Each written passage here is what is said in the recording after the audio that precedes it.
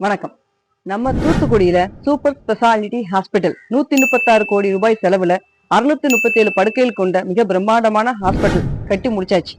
இப்ப அந்த ஹாஸ்பிட்டல் இப்ப சூப்பர் ஸ்பெஷாலிட்டி அப்படின்னு எடுத்துக்கிட்டாலே எல்லா நோய்களுக்கும் மருத்துவம் பார்க்கக்கூடிய ஹாஸ்பிட்டல். இப்ப நம்ம பகுதிகளில் எடுத்துக்கிட்டா பெரும்பாலும் நம்ம உறவுகளே கேட்க போனா எல்லார் வீட்லயும் இப்போ கேன்சர், சிறுநீரக பிரச்சனை, நரம்பு பிரச்சனை, இந்த மாதிரி பல்வேறு விதமான நோய்கள் இருக்கு. இதுக்கெல்லாம் மக்கள் எளிமையான முறையில மருத்துவம் அரசுல பாத்துக்கணும், அரசு மருத்துவமனையில பாத்துக்கணுக்காண்டி தான் இந்த சூப்பர் ஸ்பெஷாலிட்டி ஹாஸ்பிட்டல். அது போக விபத்துகள், அதிக விபத்துகள் நடக்க, அந்த விபத்துகள் பல்வேறு உயிர்களை நம்ம இழந்துடுறோம். இதெல்லாம் தடுக்கப்படணும் அப்படின்றதுக்காண்டி தான் பல்வேறு வியாதிகளுக்கும் விபத்துகள் இருந்து வரக்கூடியவங்களை உடனடியாக காப்பாற்றணுக்காண்டி தான் சூப்பர் ஸ்பெஷாலிட்டி ஹாஸ்பிட்டல் மத்திய அரசோட பிரதான் மந்திரி ஜன் விகாஸ் காரியக்கிராம் என்ற திட்டத்திலிருந்து மத்திய அரசின் நிதியில கட்டப்பட்டதுதான் சூப்பர் ஸ்பெஷாலிட்டி ஹாஸ்பிட்டல்.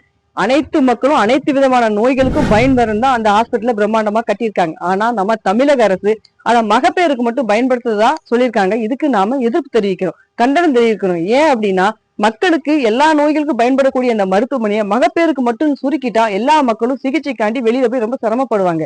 பல்வேறு நோய்களுக்கும் மருத்துவம் பார்க்கக்கூடிய அந்த சூப்பர் ஸ்பெஷாலிட்டி ஹாஸ்பிட்டலாவே அதை திறக்கணும் அப்படின்னு தூத்துக்குடி பொதுமக்கள் சார்பா நாங்க கோரிக்கை வைக்கிறோம்.